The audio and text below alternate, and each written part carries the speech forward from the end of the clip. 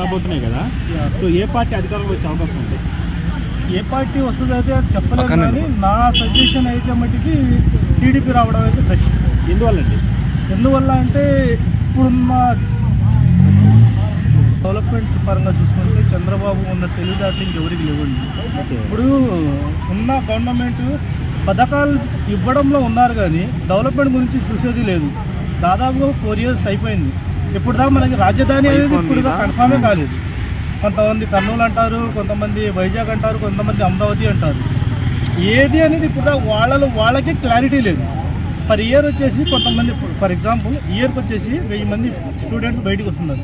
Other స్టేట్స్కి వెళ్ళి కోచింగ్లు చేసుకుంటున్నారు, కానీ మన దగ్గర ఏముంది? మన దగ్గర లేదని కదా అదర్ స్టేట్కి వెళ్తుంది. అదే మన దగ్గర ఉంటే మన కాడే ఉంటారు కదా. మన కాడ ఐటీస్ లేవు, ఏమీ లేవు. సో అందువల్ల ఐటీ రావాలన్నా ఏదైనా చేయాలి అన్నా చంద్రబాబు తర్వాతే లేదు. కానీ వైసీపీ వాళ్ళు ఈసారి 175 కొడతామంటున్నారు. కలలు కలమనండి. ఓకే, ఇప్పుడు టీడీపీ జనసేన పొత్తు గురించి ఏం చెప్తారండి? మనకు అంత ఐడియా లేదండి. అది ఓన్లీ అది జనసేన అంటే నిందో చేయాలనుకుంటున్నారు, బట్ ఎలా అవుతుందో తెలియదు మనకి.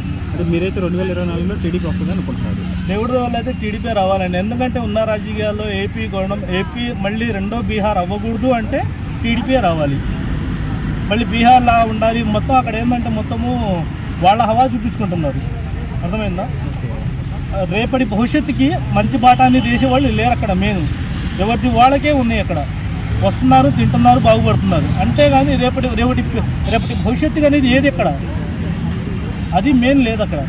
సో నేనేమన్నా ఆయన వచ్చినా ఈయన వచ్చినా నా సజెషన్ ఏంటంటే రేపటి భవిష్యత్తు కోసం మంచి మార్గం చేయండి అనేదే నా కాన్సెప్ట్. థ్యాంక్ యూ అన్న.